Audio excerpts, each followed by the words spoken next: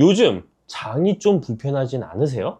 아침마다 화장실에서 시간 보내는 분들 많으시죠? 나이가 들면 소화도 예전 같지 않고 뭘 먹어도 속이 더부룩하고 개운하지가 않습니다. 그런데요, 우리 어머니들이 옛날부터 입버릇처럼 하시던 말씀이 있잖아요. 아침에 사과 하나만 먹어라. 저도 어렸을 때는 그냥 잔소리인 줄 알았어요. 그런데 이게 정말 과학적으로 증명된 이야기라는 걸 나이 들어서야 알게 됐습니다. 서양에는 이런 속담이 있습니다. 하루에 사과 한 개면 의사 얼굴이 파래진다. 영어로는 An apple a day keep the doctor away 라고 하죠. 그냥 옛날 사람들이 지어낸 말일까요? 아닙니다. 미국 플로리다 주립대학교 연구팀의 결과에 따르면 매일 사과를 꾸준히 섭취한 여성은 그렇지 않은 여성보다 심장마비나 뇌졸중 위험이 무려 37%나 낮았다고 합니다. 그러니까 의사가 정말로 싫어할 만한 과일인 거죠.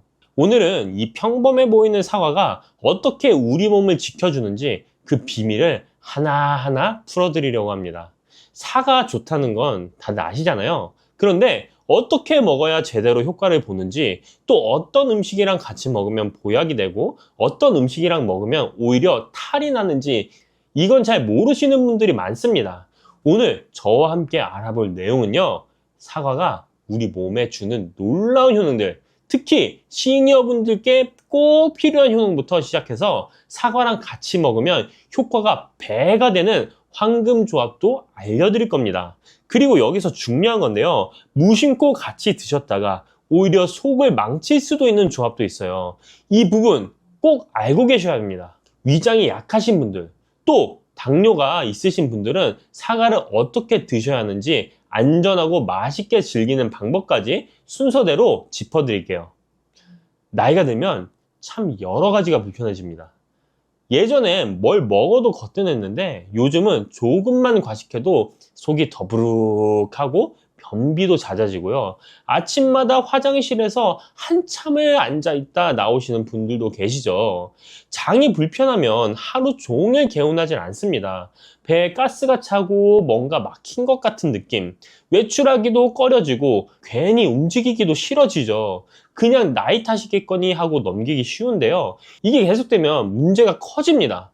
변비가 만성이 되면 장 건강만 나빠지는 게 아니에요. 온몸에 독소가 쌓이고 피부도 푸석해지고 면역력도 떨어집니다. 심하면 대장 질환으로 이어질 수도 있고요. 혈압이나 혈관 건강도 마찬가지입니다. 나트륨을 많이 섭취하는 우리나라 식단 특성상 혈압 관리가 쉽지 않으시잖아요. 짜게 먹는 습관이 쌓이고 쌓여서 결국 고혈압, 심장질환으로 발전하는 경우가 많습니다. 그렇다면 왜 이런 문제들이 생기는 걸까요? 우리 몸은 나이가 들면서 자연스럽게 기능이 떨어집니다. 장 운동도 느려지고 소화 효소 분비도 줄어들어요. 젊을 때처럼 뭘 먹어도 쭉쭉 내려가던 그 시절이 아닌 거죠. 여기에 운동 부족까지 더해지면 문제가 커집니다. 움직임이 적으니까 장도 게을러지고 변이 장에 오래 머물면서 수분이 빠져나가서 더 딱딱해집니다. 악순환이 되는 거예요. 혈압 문제도 비슷합니다. 우리가 먹는 음식에는 나트륨이 정말 많이 들어있어요. 국, 찌개, 김치, 젓갈, 맛있는 건 다 짜죠. 이 나트륨이 체내에 쌓이면 혈압이 올라가고 혈관에 부담을 주게 됩니다. 문제는 나이가 들수록 이 나트륨을 배출하는 능력도 떨어진다는 거예요. 이렇게 노화와 생활습관, 식습관이 복합적으로 작용하면서 우리 몸 여기저기에 문제가 생기는 겁니다. 그런데요, 이런 문제들을 한 번에 도와줄 수 있는 과일이 있습니다. 바로 사과예요. 사과에는 펙틴이라는 식이섬유와 칼륨, 그리고 폴리페놀 같은 항산화 물질이 풍부하거든요. 사과가 왜 몸에 좋은지 하나씩 자세히 말씀드릴게요. 첫 번째는 장 건강입니다. 사과에는 펙틴이라는 수용성 식이섬유가 풍부해요.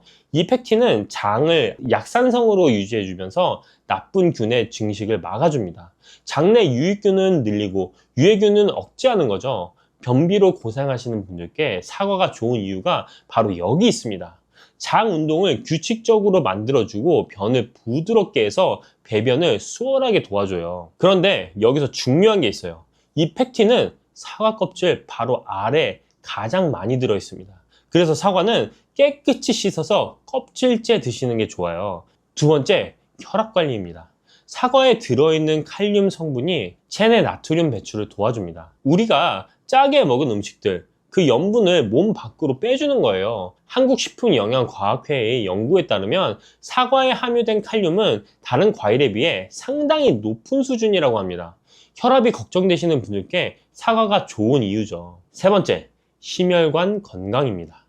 앞서 말씀드린 플로리다 주립대학교 연구팀의 결과 기억나시죠? 매일 말린 사과 약 75g, 사과 3개 정도 분량을 꾸준히 드신 여성들이 심장마비나 뇌졸중 위험을 37%나 낮춰뒀다는 그 연구요. 사과 속 폴리페놀과 펙틴이 나쁜 콜레스테롤을 낮추고 혈관을 깨끗하게 유지해주기 때문입니다. 네 번째는 당뇨 예방입니다. 사과가 달아서 당뇨에 안 좋을 것 같다고 생각하잖아요. 그렇지 않습니다. 여러 연구에 따르면 사과에 들어있는 폴리페놀 덕분에 제2형 당뇨병 위험이 18%나 감소했다고 해요. 일주일에 한 번만 사과를 드셔도 위험이 3% 줄어든다는 연구 결과도 있습니다. 사과는 달콤하지만 칼로리가 낮아요. 100g당 56칼로리밖에 안 됩니다. 당뇨 환자분들께도 부담이 적은 과일인 거죠. 다섯 번째, 암 예방 효과입니다. 사과의 붉은 껍질에는 안토시아닌이라는 항산화 물질이 들어있어요. 이 성분이 활성산소로부터 세포를 보호하고 종양의 확산을 억제하는 효과가 있습니다. 특히 대장암 예방에 좋다고 알려져 있는데요. 사과의 펙틴이 대장암을 예방하는 유익한 지방산을 증가시키기 때문입니다. 여섯 번째로 폐 건강입니다. 담배 피우시는 분들, 또 미세먼지 많은 요즘 공기가 걱정되시는 분들께 좋은 소식이에요. 영국의 킹스 대학과 사우스햄튼 대학교 연구 자료에 따르면 일주일에 사과를 2개 정도 드신 분들이 천식 발생 위험을 22에서 23%나 낮출 수 있다고 합니다. 사과에 들어있는 케르세틴 성분이 폐 기능을 강화시켜주기 때문이에요. 일곱 번째, 치매 예방입니다. 사과를 씹어 먹으면 안면 근육 운동이 많아지면서 뇌로 가는 혈류량이 증가해요. 게다가 사과 속 케르세틴이 산화 스트레스로부터 뇌를 보호해줍니다. 서양에서 사과를 자연의 칫솔이라고 부르는 것도 이런 이유 때문이에요. 잘 씹어 먹으면 타액 분비도 늘어나고 구강 건강에도 좋고 뇌 건강에도 좋은 거죠. 이렇게 좋은 효과를 제대로 보려면 사과를 어떻게 드시느냐가 중요합니다. 먼저 드시는 시간이 중요해요. 장 운동이 가장 활발한 아침 식전에 사과를 드시면 효과가 좋습니다. 빈속에 사과 반쪽 정도 드시면 하루 장 활동이 훨씬 편안해지실 거예요. 적정량은 하루에 사과 한두 개, 약 200에서 400g 정도입니다. 많이 드신다고 무조건 좋은 게 아니에요. 적당히가 중요합니다. 그리고 껍질째 드시는 게 좋다고 말씀드렸죠? 농약이 걱정되시면 흐르는 물에 깨끗이 씻어주시고요. 베이킹소다를 푼 물에 담갔다가 헹궈주시면 더 안심이 됩니다. 자, 이제 사과랑 같이 먹으면 효과가 배가 되는 황금 조합을 알려드릴게요. 첫 번째는 사과와 견과류입니다. 사과의 부족한 단백질과 건강한 지방을 견과류가 채워줘요. 사과의 비타민 C와 견과류의 비타민 E가 함께 작용해서 항산화 효과도 더 강해집니다. 간식으로 사과 깍둑썰기해서 호두나 아몬드랑 같이 드셔보세요. 두 번째, 사과와 꿀입니다. 사과를 쪄서 꿀을 뿌려 드시면 위장도 편해지고 장내 유익균도 늘어납니다. 몸속에 쌓인 독소를 제거하는 데도 도움이 돼요. 특히 위장이 약하신 분들께 추천드립니다. 세 번째, 사과와 요거트입니다. 사과의 식이섬유와 요거트의 프로바이오틱스가 만나면 장 건강에 시너지 효과가 납니다. 아침에 플레인 요거트에 사과 갈아 넣어서 드시면 소화도 잘 되고 든든해요. 네 번째, 의외의 조합인데요. 사과와 돼지고기입니다. 돼지고기?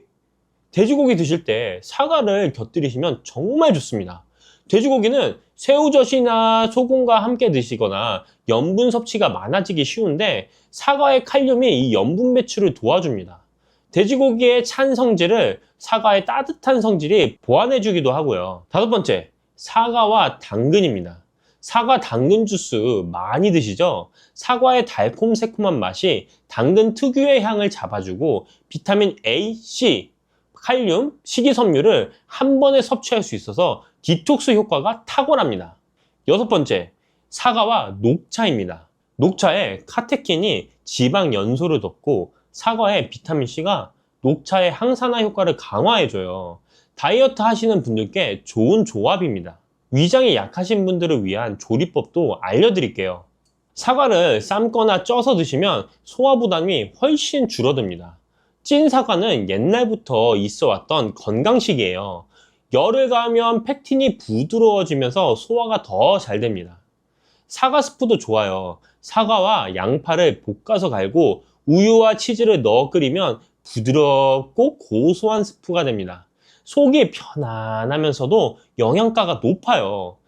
치아가 불편하신 분들은 사과를 갈아서 주스로 드시거나 사과 콩포트처럼 설탕과 레몬즙을 넣고 졸여서 부드럽게 드시는 방법도 있습니다. 방법을 아는 것도 중요하지만 조심해야 될 부분도 함께 알아두셔야 됩니다. 사과가 아무리 좋아도 피해야 할 조합들이 있어요. 이 부분이 정말 중요합니다. 첫 번째, 사과와 우유입니다.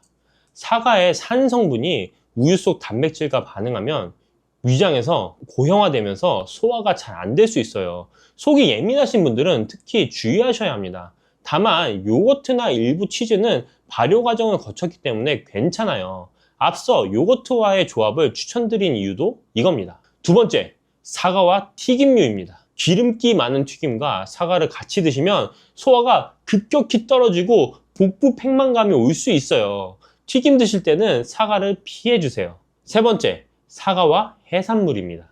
산성인 사과와 해산물을 함께 드시면 소화가 잘 안 되는 경우가 있어요. 해산물 드신 직후에는 사과를 피하시는 게 좋습니다. 네 번째, 사과와 카페인입니다. 커피나 카페인 음료와 함께 사과를 드시면 위산 역류가 심해질 수 있어요. 속쓰림이 있으신 분들은 특히 조심하셔야 합니다. 다섯 번째, 밤에 먹는 사과입니다. 아침에 먹는 사과는 금, 밤에 먹는 사과는 독이라는 말 들어보셨죠? 저녁에 사과를 드시면 식이섬유가 장을 자극해서 유액 분비를 촉진하고 속쓰림이나 복통을 유발할 수 있어요. 사과는 되도록 아침이나 낮에 드시는 게 좋습니다. 그리고 약 드시는 분들 주목해 주세요. 캐나다 온타리오 대학교 연구팀에 따르면 사과 주스와 일부 알레르기 약, 항생제, 혈압약을 함께 먹으면 약효가 떨어질 수 있다고 합니다. 약 드실 때는 사과 주스 대신 물로 드시고요. 약 복용 전후 한두 시간은 사과 섭취를 피해 주세요. 당뇨가 있으신 분들은 혈당 수치를 확인하시면서 적정량만 드시고요. 신장 질환이 있으신 분들은 칼륨 섭취량을 조절해 가야 하니까 전문의와 상담 후 드시는 게 좋습니다. 마지막으로 사과씨는 절대 드시면 안 됩니다. 사과씨에는 시안화물이라는 독성 물질이 들어있어요. 한두 개 실수로 삼키는 건 괜찮지만 의도적으로 많이 드시면 위험합니다. 사과 드실 때 씨는 꼭 제거해 주세요. 자, 오늘 사과에 대해서 많은 이야기를 나눴습니다. 정리해 드릴게요. 사과는 정말 의사가 싫어할 만한 과일입니다. 팩틴으로 장 건강을 챙기고 칼륨으로 혈압을 관리하고 폴리페놀로 심혈관 암까지 예방해 주니까요. 특히 우리 어르신분들께 필요한 효능이 가득 들어있어요. 드실 때는 아침 식전에 껍질째 깨끗이 씻어 드시고요. 하루에 한두 개 정도가 적당합니다. 견과류, 꿀, 요거트랑 같이 드시면 효과가 배가 되고요. 돼지고기 드실 때 곁들이시면 염분 배출에 도움이 됩니다. 다만 우유, 튀김, 해산물, 카페인과는 같이 드시지 마시고요. 밤에는 피해 주세요. 약 드실 때도 주의하시고요. 위장이 약하신 분들은 찐 사과나 사과 스프로 드시면 소화 부담 없이 영양을 챙기실 수 있습니다. 과유불급이라고 했습니다. 아무리 좋은 것도 지나치면 해가 돼요. 적정량을 지키면서 꾸준히 드시는 게 가장 좋은 방법입니다. 우리 어머니들이 괜히 사과 먹어라 하신 게 아니었어요. 지혜가 과학으로 증명된 거죠. 오늘부터 아침에 사과 하나 습관으로 만들어 보시는 건 어떨까요? 요즘 무릎이나 허리가 자주 쑤시진 않으세요? 아침마다 일어날 때 온몸이 뻣뻣하고 기운도 예전 같지 않고요. 나이 탓이겠거니 하고 넘어가기 쉬운데 사실 이런 증상들 그냥 두시면 안 됩니다. 그런데 말이죠. 어릴 적 생각해 보세요. 가을이면 어머니가 꼭 챙겨주시던 간식이 있었잖아요. 화로 위에 툭툭 소리내며 익어가던 그것, 껍질 까면서 손끝이 까맣게 물들었던 기억 다들 있으시죠? 바로 밤입니다. 그런데 이 밤이요, 그냥 추억의 간식이 아니에요. 동의보감에서는 밤을 두고 기를 북돋아주고 위와 장을 든든하게 해주며 신기를 보호한다 기록해뒀습니다. 조선시대 의학에서 이렇게 극찬한 식품이 흔치 않거든요. 더 놀라운 건 현대과학이에요. 밤에는 탄수화물, 단백질, 지방, 비타민, 무기질이 모두 들어있어서 학계에서는 5대 영양소 완전 식품이라고 부릅니다. 견과류면서 지방은 호두의 130분의 1밖에 안 되고요. 뇌 건강부터 뼈 건강, 심혈관 건강까지 한 번에 챙길 수 있다는 연구 결과도 있습니다. 오늘은 이 밤 이야기를 제대로 해보려고 합니다. 밤 하나로 골다공증을 예방할 수 있다면 믿으시겠어요? 치매 예방에도 도움이 된다면요. 오늘 저와 함께 밤에 숨겨진 효능을 하나씩 살펴볼 건데요. 어떤 성분이 우리 몸에 어떻게 좋은지, 어떻게 드셔야 효과를 제대로 보시는지, 그리고 꼭 알아두셔야 할 주의사항까지 빠짐없이 알려드리겠습니다. 특히 군밤이냐 생밤이냐에 따라 영양 성분이 완전히 달라진다는 사실 알고 계셨나요?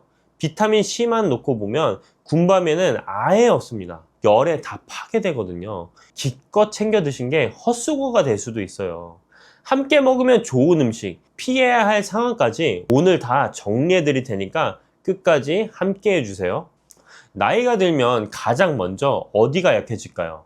대부분 뼈라고 생각하시는데 사실 뼈만의 문제는 아닙니다. 아침마다 다리가 무겁고 부은 느낌 드시진 않나요? 계단 오르내릴 때 무릎에서 소리가 나거나 조금만 걸어도 금방 지치시진 않으세요? 예전엔 그냥 넘겼던 피로가 요즘은 며칠씩 가시지 않고요. 그냥 나이 탓이라고 넘기기 쉽습니다. 하지만 이게 계속되면 문제가 커집니다. 뼈가 약해지면 낙상이나 골절 위험이 높아지고 뇌 기능이 떨어지면 기억력 감퇴로 이어집니다. 심혈관이 약해지면 더 말할 것도 없고요. 걷는 것도 귀찮아지고 나가기도 싫어지죠. 사람 만나는 것도 부담스러워지고요. 몸이 불편하니 마음도 자꾸 움츠러들게 됩니다. 그렇다면 왜 이런 일이 생기는 걸까요? 우리 몸은 나이가 들면 자연스럽게 변합니다. 뼛속 칼슘이 점점 빠져나가고 근육량은 줄어들며 세포 재생 속도도 느려지죠. 이건 누구나 겪는 자연스러운 노화 과정이에요. 문제는 여기에 나쁜 습관이 더해질 때입니다. 운동이 부족하면 칼슘이 뼈에 제대로 흡수되지 않아요. 비타민 D가 부족해도 마찬가지고요. 짜게 먹는 습관은 뼈에서 칼슘을 빼앗아갑니다. 커피를 많이 드시는 것도 칼슘 흡수를 방해하고요. 항산화 영양소가 부족하면 세포 노화가 빨라집니다. 우리 몸에서 자연적으로 생기는 활성산소라는 게 있는데 이게 세포를 공격해서 늙게 만들거든요. 젊을 때는 몸이 알아서 막아주는데 나이 들면 그 방어막이 약해져요. 70세부터는 언어 능력, 학습 능력, 단기 기억력이 서서히 저하되기 시작한다는 연구 결과도 있습니다. 노화 자체는 막을 수 없지만 속도는 늦출 수 있습니다. 그러려면 제대로 된 영양 섭취가 중요한데요. 바로 이럴 때 도움을 줄 수 있는 게 밤입니다. 밤이 왜 좋은지 성분별로 하나씩 짚어보겠습니다. 첫 번째는요, 뼈 건강입니다. 밤 100g에는 칼슘이 19에서 34mg, 마그네슘이 30에서 36mg이 들어있습니다. 여기에 인이 200mg 이상, 망간은 하루 충분량의 127%나 됩니다. 이 네 가지 미네랄이 함께 작용하면서 뼈를 튼튼하게 만들어줘요. 특히 망간은 뼈 형성에 직접 관여하는 중요한 미네랄인데 밤 100g만 먹어도 하루의 필요량을 넘게 채울 수 있습니다. 골다공증 예방에 밤이 좋다는 말이 괜히 나온 게 아닙니다. 두 번째는 뇌 건강입니다. 밤에는 비타민 B1이 쌀의 4배에서 8배나 들어있습니다. 비타민 B1은 피로해소 비타민으로도 불리는데 뇌 기능과 신경계 건강에 필수적인 영양소예요. 이게 부족하면 기억력이 떨어지고 심하면 베르니케 뇌병증까지 갈 수 있습니다. 엽산도 하루 권장량의 27%가 들어있어요. 엽산은 뇌 활성에 중요한 역할을 합니다.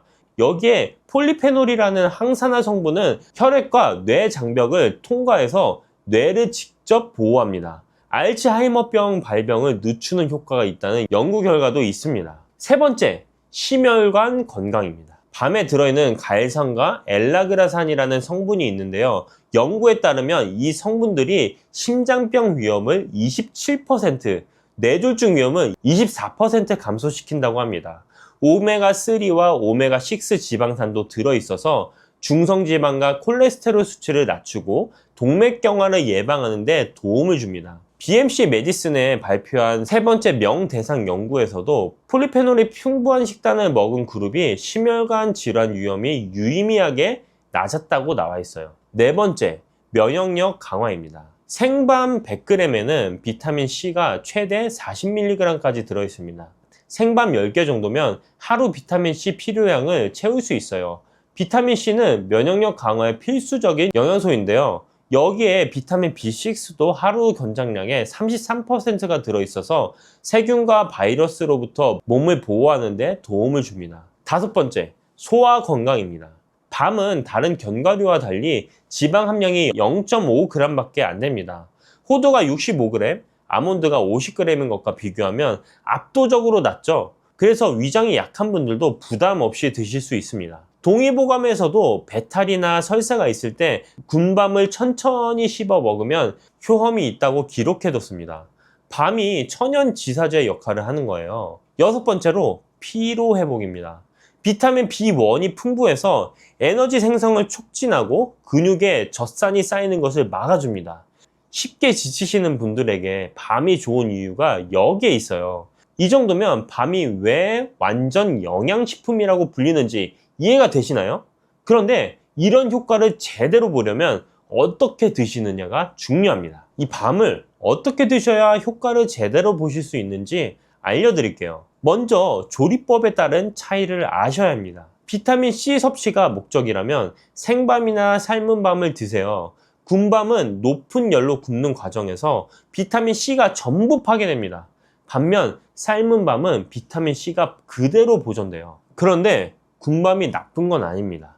군밤은 단맛이 56% 더 강해지고 오메가3는 33%, 식이섬유는 38%나 더 많아져요.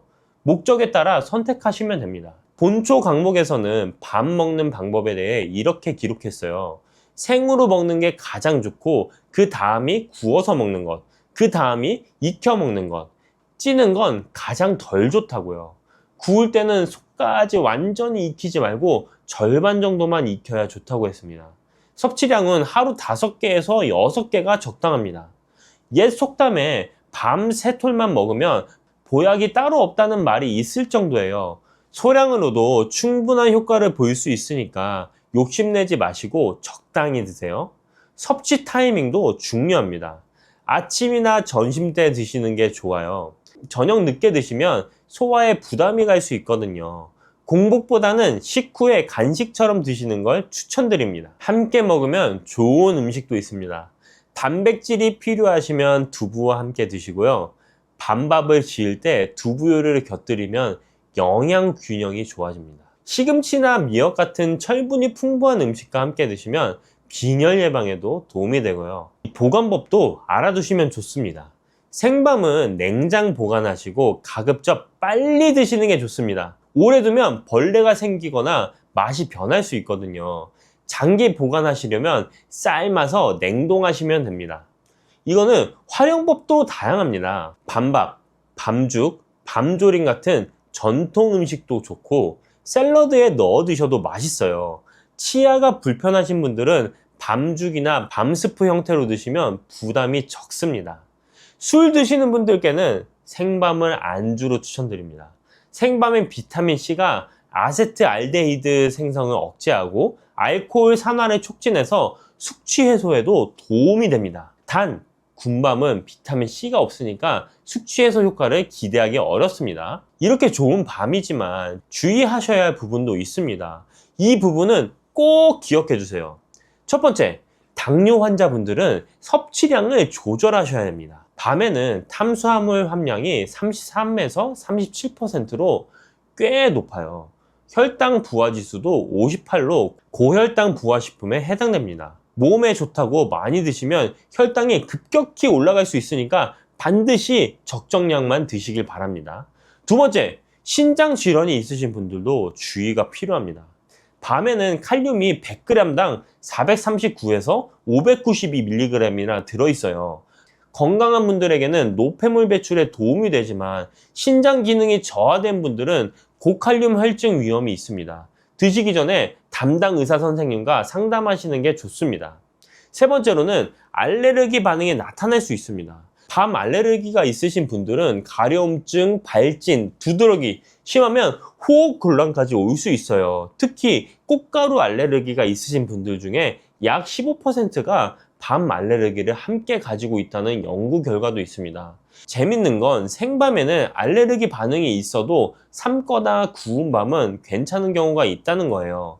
열 처리 과정에서 알레르기를 유발하는 단백질이 변성되기 때문입니다. 생밤을 드시고 불편하셨던 분들은 익힌 밤을 시도해 보세요. 네 번째, 과다 섭취하면 소화불량이 될 수 있습니다. 밤에는 식이섬유가 풍부하다 보니 많이 드시면 복부 팽만감이나 가스가 찰 수 있어요. 위장이 약하신 분들은 천천히 오래 씹어 드시고 물도 충분히 드세요. 불용성 식이섬유를 많이 드시면서 수분 섭취가 부족하면 오히려 변비가 생길 수도 있거든요. 다섯 번째, 철분제와 함께 드시면 안 됩니다. 밤에 들어있는 타닌 성분이 철분과 미네랄의 흡수를 방해할 수 있습니다. 빈혈 치료 중이신 분들은 철분제 복용 시간과 밤 섭취 시간을 2~3시간 정도 떼어 놓으시는 게 좋습니다. 여섯 번째로는 체중 관리 중이신 분들에게 양 조절이 필요합니다. 밤이 저지방 식품이긴 하지만 탄수화물이 높아서 과다 섭취하면 체중 증가의 원인이 될 수 있어요. 하루에 5개에서 6개 정도 이 적정량을 꼭 지켜주시길 바랍니다. 마지막으로 동의보감에 기록된 금기사항도 참고하시길 바랍니다. 감기에 걸렸을 때 비만인 경우 소화불량이 있을 때 변비가 있을 때는 밤을 피하라고 되어 있어요. 또 밤은 성질이 따뜻한 식품이어서 몸에 열이 많으신 분들도 많이 드시면 좋지 않습니다. 아까 알려드린 좋은 점들도 이 주의사항을 지키셨을 때 제대로 효과를 보실 수 있습니다. 자, 오늘 밤에 대해 많은 이야기를 나눴는데요. 핵심만 다시 정리해서 드릴게요. 밤은 탄수화물, 단백질, 지방, 비타민, 무기질 모두 갖춘 완전 영양식품입니다. 비타민 B1은 쌀의 4배에서 8배, 망간은 하루 필요량의 127%나 들어있고요. 갈산, 엘라그산, 카테칸, 폴리페놀 같은 항산화 성분이 풍부해서 심혈관 건강, 뇌 건강, 간 건강에 두루 도움이 됩니다. 특히 우리 시니어분들께 밤이 좋은 이유는 소화가 잘 되면서도 뼈와 뇌, 심혈관을 동시에 챙길 수가 있기 때문이에요. 지방 함량이 0.5g 밖에 안 되니까 체중 관리 걱정도 덜 하시고요. 드실 때는 목적에 따라 조리법을 선택하세요. 비타민C가 필요하시면 생밤이나 삶은 밤, 식이섬유의 단맛을 원하시면 군밤이 좋습니다. 하루 적정량은 5개에서 6개입니다. 옛말에 밤 3톨이면 보약이 따로 없다고 했잖아요. 소량으로도 충분한 효과를 볼 수 있으니까 욕심내지 마시고요. 당뇨 환자분들과 신장 질환이 있으신 분들은 섭취량 조절이 꼭 필요합니다. 알레르기 여부도 확인해 보시고 밤 드실 때는 물도 충분히 드세요. 동의보감에서 극찬하고 현대과학이 효능을 입증한 밤, 이제 그냥 간식이 아니라 건강을 지켜주는 보약으로도 챙겨 드시면 좋습니다. 가을 지나도 밤은 언제든 구하실 수 있으니까요. 오늘부터 식탁에 밤 한 그릇 올려놓으시는 건 어떨까요? 신장 질환이 오기 전에는 나트륨 배출을 칼륨이 돕는다 하여 칼륨을 많이 먹어라 얼마나 그랬겠어요? 네. 막상 신장 질환이 오고 나면 칼륨을 배출하는 데 굉장히 무리가 가기 때문에 네, 안녕하세요. 영양학 박사 그레이스입니다. 네, 반갑습니다. 미역이 사람들이 진짜 자주 많이 먹잖아요. 네, 그렇죠. 우리나라에서 특히 많이 먹죠. 이런 해조류 중에서는 미역을 제일 많이 먹는 것 같은데 그럼 미역의 효능을 좀 알려줄 수 있을까요? 엄마가 우리 낳고 뭐 드셨게요, 다. 미역국 드셨죠? 그렇죠. 우리나라는 되게 전통적으로 미역국이라는 음식을 가지고 산후조리를 할 만큼 사실 미역을 엄청 신봉하는 나라예요. 그래서 미역을 먹는 것이 건강에도 좋고 우리가 출산하고 나면 모든 게 다 빠져나간다라는 얘기도 할 만큼 아주 몸에 무리가 가는 것인데 그 모든 것을 미역이 보충해 줄 수 있다라고 선조들이 생각할 만큼 미역이 아주 영양 덩어리이죠. 대표적으로 그러면은 그 피를 좀 이렇게 맑게 해준다? 그러니까 그런 류인가요? 네, 그렇게도 생각들을 하시지만 미역이라고 했을 때 굉장히 중요한 3대 미역에 들어가 있는 영양소를 기억을 해주시면 좋을 것 같아요. 네. 우선 미역은 식이섬유가 엄청 풍부하고요. 음, 칼륨 함량이 높고요. 요오드가 많이 들었어요. 물론 다른 것들도 있지만 이렇게 세 가지의 영양소를 기억해 주시면 좋을 것 같아요. 그래서 산후조리와 상관이 없으시더라도 칼륨 함량이 높다 보니까 내 몸에 있는 나트륨을 배출시켜주는 효과가 있어서 혈압 관리에도 좋고요. 그래서 피를 깨끗하게 해준다라는 얘기가 있을 수도 있고요. 또 식이섬유 함량이 높아서 체중 조절이나 뭐 포만감을 주는 데에도 굉장히 도움이 되죠. 그래서 다이어트 하시는 분들도 미역을 충분히 활용을 하시면 칼로리는 엄청 낮거든요, 미역이. 그래서 체중 조절에 도움이 되는 재료죠. 그래서 요오드도 많이 들었으니까 우리가 내 갑상선에서부터 분비되어야 되는 모든 호르몬들의 건강을 잘 관리하는 데도 미역이 도움이 되죠. 다이어트에 도움이 많이 된다고 했는데 네. 그러면 그 포만감을 더 많이 일으켜서 그렇게 되는 거죠? 네, 그 포만감을 주는 이제 요인이 식이섬유 때문인 거죠. 식이섬유가 많이 들어가 있으니까 내가 다른 예를 들어 똑같은 그람수의 미역과 똑같은 그람수의 소고기를 먹는다고 가정을 하면 칼로리는 훨씬 낮고 식이섬유는 훨씬 높은 재료인 거죠. 그걸로 배를 부르게 만드는 것이니 당연히 체중 조절에 도움이 되죠. 미역이랑 좀 조합이 좋은 음식이 또 있을까요? 재료에 대해서만 내가 불호하지 않는다면 어떤 다른 짝꿍이랑도 잘 어울린다라고 생각을 하는데요. 뭐 따뜻한 요리로도 너무 좋고요. 뭐 예를 들면 미역국, 미역죽 뭐 이런 따뜻한 요리도 너무 좋고 미역 냉국 이런 것처럼 차가운 요리도 미역이랑 또 어울리잖아요. 그래서 미역을 내가 싫어하지만 않는다면 사실은 두루두루 잘 어울리는 해조류죠. 방금 그 말씀하실 때 미역국, 미역죽을 말씀해 주셨는데 그 미역죽으로 먹었을 때 이런 이점이라는 게 또 있을까요? 미역국도 아니고 미역죽이라고 생각하시는 분 계실 수 있는데 미역죽은 말 그대로 미역과 쌀을 푹 끓여낸 이제 죽요리잖아요. 어르신들이 소화가 안 될 때 함께 변비 증상이 올 수도 있는데 미역은 일단 식이섬유소 함량이 높고 변비 해소에 아주 탁월한 재료이기 때문에 미역죽은 어르신들의 변비 개선에도 상당히 도움이 되는 메뉴라고 볼 수 있죠. 그리고 미역 자체가 엽산 함량도 굉장히 높아요. 그래서 내가 뭐 내 신경 기능, 뇌 기능 건강하게 유지하고 싶어 하면 또 엽산이 우리가 중요한 영양소거든요. 그래서 그렇게 미역죽으로 끓여 드시면 소화 흡수율은 올리면서 식이섬유도 부드럽게 더 많이 섭취할 수 있고 엽산도 섭취할 수 있고 포만감도 줄 수 있고 좋은 메뉴죠. 근데 이게 미역죽 같은 걸 먹으면은 좀 네. 비린내가 좀 날 수도 있을 것 같아요. 그 해조류를 꺼려 하시는 분들 중에서는 말씀하신 것처럼 뭐 물비린내, 비린내라고 하는 그 해조류만의 독특한 냄새를 힘들어 하시는 분들이 계신데 미역죽도 그렇고 미역국도 그렇고 결국에는 이 그들이 말씀하시는 비린내라는 걸 어떻게 잡느냐의 문제인 것 같아요. 그래서 건조 미역을 만약에 쓰실 거다 그러면 잘 불려가지고 이제 깨끗하게 씻으시고 그걸 잘게 썰어서 뭐 들기름이나 참기름 같은 데 볶으면 그 비린내라고 하는 그 냄새가 확 하고 한번 없어지죠. 그 상태에서 죽을 끓이시면 훨씬 고소하고 풍미가 좋은 죽을 만들 수 있어요. 그 미역죽에 좀 넣으면 좋을 만한 게 마늘 같은 건 좀 어떤가요? 마늘 같은 것도 너무 좋고요. 비린내를 날리는 데도 당연히 도움이 되고요.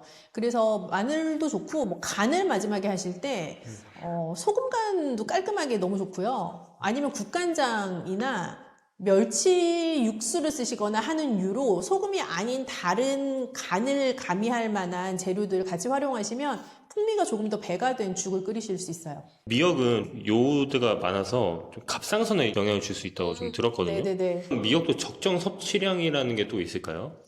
그럴 수 있죠. 사실 우리나라는 미역을 굉장히 과량 섭취하는 식문화를 가지고 있는 민족 중에 하나죠. 그래서 미역을 내가 너무 많이 먹으면 뭐 갑상선이 안 좋아지나요? 이렇게 생각하실 필요는 사실은 없고 미역을 주의하셔야 되는 분들은 갑상선 관련된 질환이 있으시거나 뭐 갑상선 관련된 수술을 하셨거나 하는 분들은 좀 조심하셔야 될 필요가 있어요. 그래서 너무 과량 드시면 좀 위험할 수 있고, 갑상선 기능이 정상적이신 분들은 뭐 우리가 먹는 것 정도의 미역 양이면 또 크게 무리 없이 소화하실 수 있습니다. 신장에 좀 관심 있는 분들한테 네. 좀 미역 섭취할 때 주의할 점이나 이런 게 있으면 좋을 것 같아요. 그것도 어려운데요. 미역에도 칼륨이 높잖아요. 근데 신장 질환자 분들이 주의하셔야 될 영양소 중에 하나가 이제 칼륨인데, 신장 질환이 오기 전에는 나트륨 배출을 칼륨이 돕는다 하여 우리가 또 칼륨을 많이 먹으라 얼마나 그랬겠어요? 네. 근데 막상 신장 질환이 오고 나면 칼륨을 배출하는 데 굉장히 무리가 가기 때문에 칼륨이 너무 많은 재료는 조금 힘들어요. 근데 미역도 칼륨이 높은 재료이다 보니까 신장 질환이 오기 전처럼 많이 드시는 거는 조금 피하셔야 된다라고 생각을 하고요. 다만 녹색 채소와 마찬가지로 미역을 충분히 한번 팔팔 끓여서 그 물은 버리고 한번 끓여낸 미역으로 죽을 끓이시거나 국을 끓이셔서 드시면 칼륨 함량을 현저하게 낮출 수가 있죠. 근데 미역은 칼륨 함량이 높은 거를 빼고는 뭐 식이섬유 함량도 높고 또 엽산 함량도 높고 하기 때문에 적정 양으로 지켜서 드시면 건강 관리에 도움이 되는, 그리고 신장 질환자 분들에게도 건강 관리에 도움이 되는 음식인 것은 맞아요. 미역죽을 한번 제대로 좀 먹어보면 좋을 것 같아요. 드셔보시겠어요? 네. 좀 먹어볼 수 있나요, 지금? 그럼요. 그러면 한번 기대해 보겠습니다. 전문가가 또 한번. 전문가가 있나요? 전문가가 있죠. 그분. 한번 전문가가 있잖아요. 한번 봐보겠습니다. 오늘은 미역죽을 알려주신다고 네네네, 그렇습니다. 그렇습니다. 미역죽 한번 어떻게 하는지 알려주실 수 있을까요? 네, 미역죽은 엄청 간단합니다. 음, 1번, 밥을 만든다. 음, 2번, 미역국을 만든다. 3번, 이 두 개를 적정량을 넣고 끓인다. 너무 간단하죠. 미역국은 이제 제가 다 만들어서 이렇게 1인 분량처럼 이렇게 해놨거든요. 네. 그래서 이게 정말 여기 상태에서 밥을 말아 드셔도 맛있어요. 미역국이에요. 일반 미역국보다는 미역량이 한 3배 정도 많다고 생각하면 됩니다.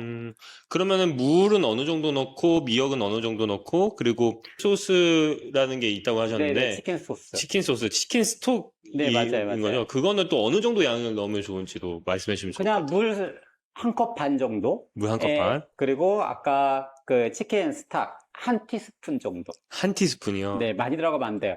직접 드셔보시면 알아요. 짜요. 집에서 할 때는 이거 조절하시면 되죠, 뭐. 적당한 간으로 나는 좀 싸게 먹는다? 그러면은 좀 더 드시고. 혹시 나는 치킨 스톡이 집에 없고 네. 집에 있는 재료로만 네. 만들고 싶다 하시는 분들이 있을 텐데 네. 그러면 원초적인 걸로 가야 되죠. 그러면 집에 멸치랑 다시마 아무것도 없다. 그러면 마트를 가셔야 돼요. 그래서 집에 멸치랑 다시마, 새우 이런 걸 가지고 육수를 끓여가지고 보관해서 나중에 미역국을 먹으려고 하는데 냉장고에 오래 뒀더니 얘가 또 상했어. 마음이 너무 어렵잖아요. 그래서 우선은 준비를 하세요. 근처에 마트에 팔아요. 아니면 쿠팡에도 있죠. 많이 있습니다. 그냥 주문하시면 다음날 새벽에 배송이 되니까. 네. 그 다음에 이제 미역을 저는 들기름에 살짝 볶아요. 살짝 볶은 다음에 그 다음에 육수를 넣어서 푹 끓이는 형태거든요. 들기름은 너무 많이 넣으면 느끼하지. 들기름량 한번 조정해 보세요. 한번 해보시고. 네. 보통 셰프님은 한 스푼 정도 넣으시나요? 네, 1인분 했을 때, 네, 한 스푼 정도 생각하면 될 것 같습니다. 네. 네, 한 3, 40분 정도 푹 끓여줘야 돼요. 안 그러면 이게 약간 미역의 풋내가 있기도 하고, 저는 이제 개인적으로 미역국이 푹 익힌 그런 부드러운 걸 좋아하거든요. 그래서 한 3, 40분 정도 약간 약불에서 계속 끓여줬죠. 네. 그래서 얘는 이제 요거만 준비되면은 끝이에요. 그래서 냄비에다가 붓고 밥을 이 죽밥 같은 형태로 만들었다고 하면 한 공기 반 정도 분량 같아요. 죽밥으로 하면. 왜냐면 물이 많이 들어가요. 다 물이에요. 그러니까 그 생각보다 많은 양은 아니고 이게 한 공기 반이라고 하더라도 실제로 제가 밥을 먹는다 그러면 반 공기도 안 되는 분량, 한 3분의 1 공기 분량으로 밥을 드신다고 생각하면 되는 거니까요. 네. 다이어트에 좋습니다. 그래서 지금 2스푼 정도 넣으신 거죠? 이걸로 2스푼은 좀 애매하죠? 이게, 네. 한 공기 반 정도 분량이, 그램으로 하면 300g 정도 넣긴 하는데, 한 공기 반 정도 분량. 네. 이렇게 하면은, 그래서, 미역국 양이랑 밥 양이랑 보면 한 1대 1.5 정도? 1대 1.5. 예, 미역국이 좀 많아야 되겠죠? 음. 그리고 이제 그거보다 적은 양의 밥죽을 넣고 끓이시면 돼요. 아, 네, 그리고 이렇게 끓이시면 됩니다. 네. 감사합니다. 선생님 안녕하세요. 네, 안녕하세요. 영양학 박사 그레이스입니다. 오늘도 먹을 거에 대해서 가지고 계신 모든 고민을 쏙쏙 해결해 드릴게요. 요즘 또 고구마철이 찾아왔어요. 완전 대표적인 겨울 간식이죠. 고구마가 이렇게 인기 있는 이유가 뭔지 아시나요? 맛있어서. 맛있어서. 근데 사실은 그냥 제가 혼자 생각에 사실 고구마가 딱 맛있어지는 이 시즌이 우리나라의 그 김장철이기도 하지 않수? 그러니까 뭔가 김치랑 잘 어울리는 간식이 괜히 좀 더 인기가 많아지는 것 같기도 해요. 고구마랑 김치가 엄청 궁합이 좋잖아요. 진짜 최고의 조합인 것 같습니다.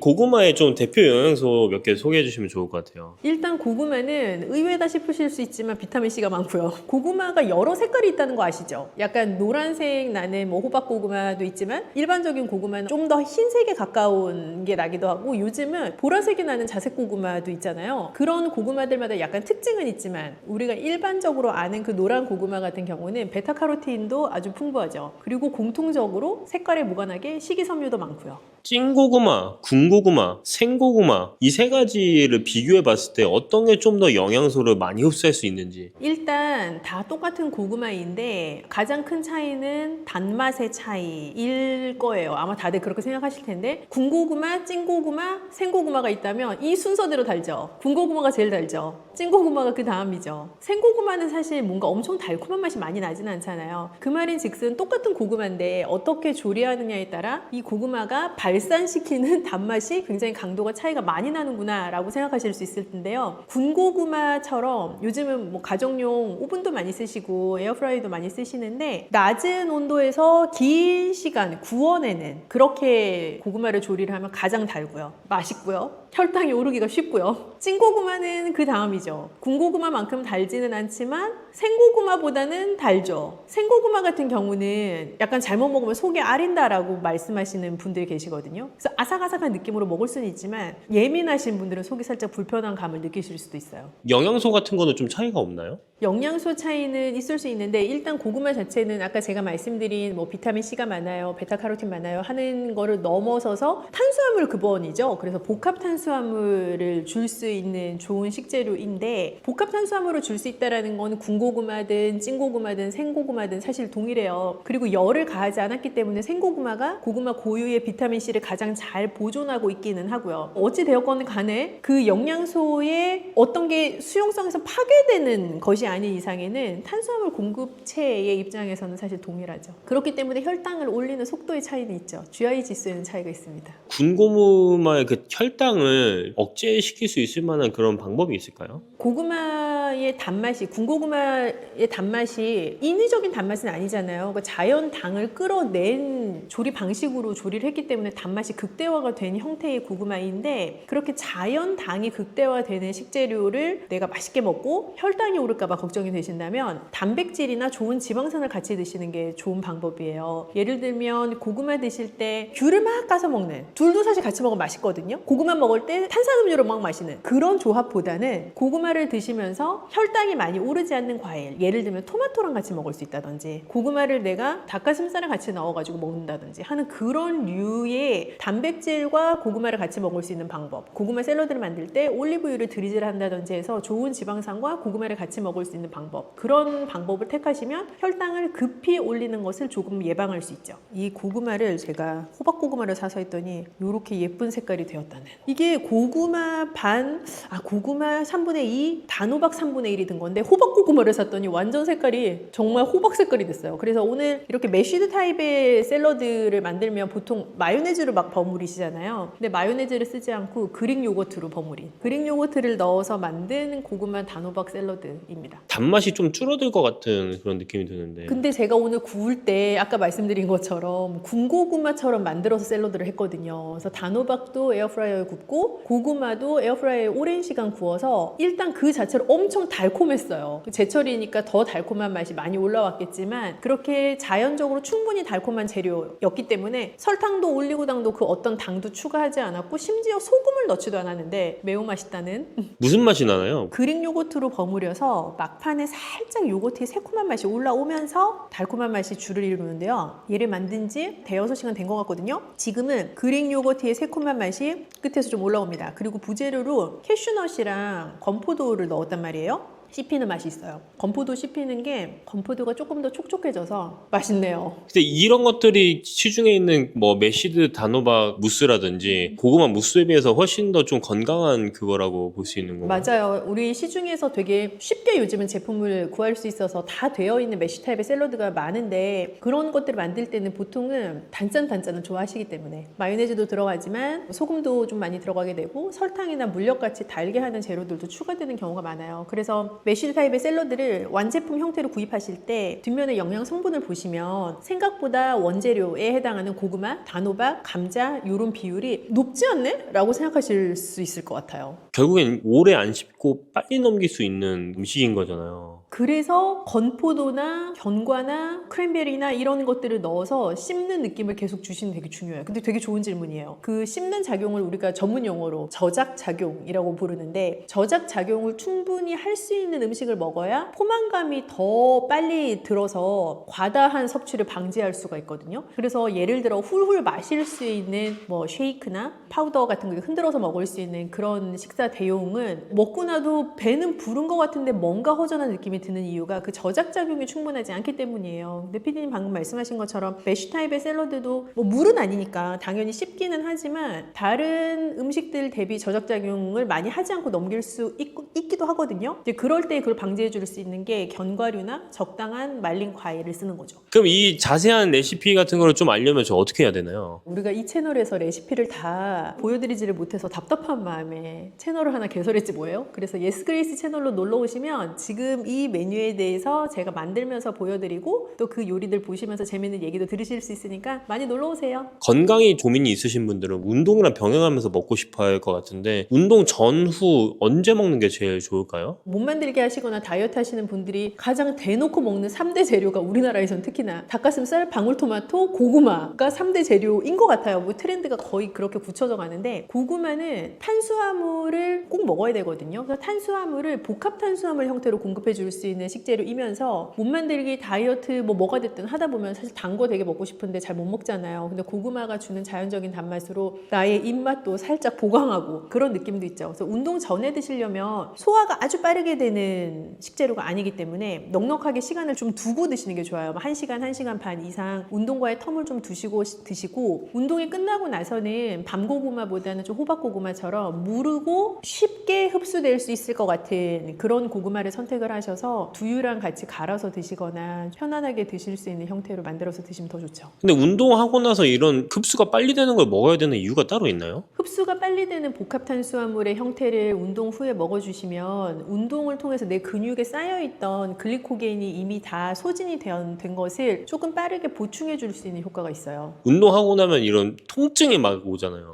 네네네. 젖산이 막 쌓인다고 네. 하나? 그런 거를 좀 없애는데도 좀 도움이 될 수 있나요? 여기 잘 먹으면? 젖산이 근육의 통증으로 인해서 쌓이고 나면 그건 자연적으로 이제 없어지는 과정을 거치는데 젖산을 빨리 없앨 수 있는 음식이라고 얘기하면 사실 약간 애매할 수는 있지만 내 근육의 원상태로 빠르게 회복시켜 줄 수 있는 음식이라고 생각한다면 좀 무른 형태의 고구마 혹은 홍시 이런 것들은 좀 해당 사항이 있죠. 글리코겐 자체를 좀 빠르게 보충해 줄 수 있는 음식이기도 하니까요. 고구마도 종류가 굉장히 많이 있잖아요. 어떤 게 더 건강하게 먹을 수 있는 고구마인지 궁금해요. 사실 고구마라고 하면 기본적으로 가지고 있는 복합 탄수화물 공급체라는 면에 있어서는 동일하고요. 그런데 색깔에 따라서 가지고 있는 우리가 파이토케미컬이라고 부르는 생리활성 물질 자체가 조금 다를 수 있어요. 우리 주황색을 진하게 띈 것은 베타카로틴이 많은 것이다 라고 말씀드렸잖아요. 그래서 자색 고구마는 짙은 보라색에 해당하기 때문에 안토시아닌이 많아요. 그래서 색깔이 백색 고구마가 아닌 뭐 주황색 고구마 혹은 자색 고구마 이렇게 뚜렷한 색깔을 가지고 있는 고구마는 색깔 자체에서부터 오는 파이토케미컬을 가지고 있는 고구마에 해당하죠. 박사님 같은 경우는 어떤 타입을 좋아하시는지? 근데 어렸을 땐 밤고구마 좋아했거든.